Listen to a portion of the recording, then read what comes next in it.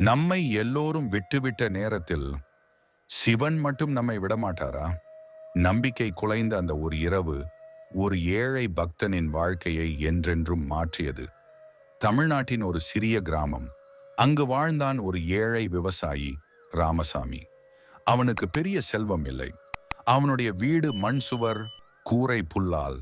ஆனால் அவன் மனசு மட்டும் ஒரே ஒரு விஷயத்தில் செல்வந்தன். சிவபெருமானின் மீது கொண்ட அசைக்க முடியாத நம்பிக்கை.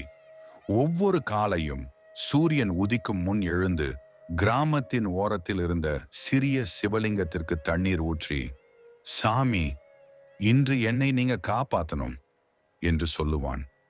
அவன் பிரார்த்தனை செல்வத்துக்காக இல்லை.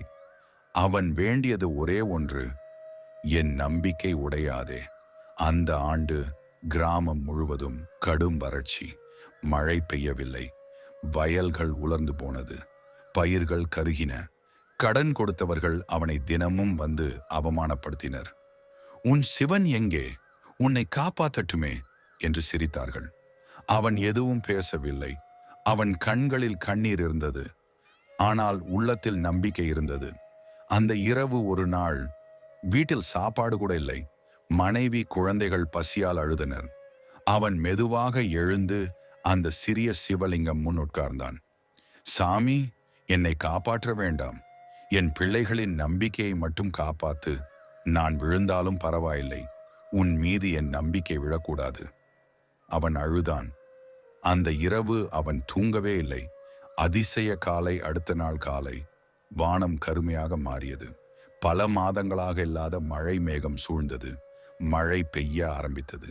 கிராம மக்கள் எல்லாம் வெளியே ஓடி வந்தனர். ஆனால் ஒரு விசித்திரம், மழை பெய்தது ராமசாமியின் வயலில் மட்டும். அருகில் இருந்த வயல்கள் உலர்ந்தே இருந்தன. அந்த மழை ஒரு இரவு முழுவதும் பெய்தது. அவன் வயல் பச்சை நிறமாக மாறியது. சில நாட்கள் கழித்து ஒரு சந்நியாசி அவன் வீட்டிற்கு வந்தார். அவனை பார்த்து மெதுவாக சிரித்து சொன்னார், நீ கேட்டது பணம் இல்லை, நீ கேட்டது புகழ் இல்லை, நம்பிக்கை மட்டும் காப்பாற்ற சொல்லியிருந்தாய். அதனால் தான் சிவன் உன்னை விட்டுவிடவில்லை. அவன் கண்கள் நீர்த்ததுடன் அந்த சந்நியாசியை பார்த்தான். அவன் கண்ணை இமைத்தான். அந்த சந்நியாசி அங்கே இல்லை. ஒரு மெல்லிய வாசனை, ஒரு மெல்லிய ஒளி மட்டும். அவன் புரிந்து கொண்டான்.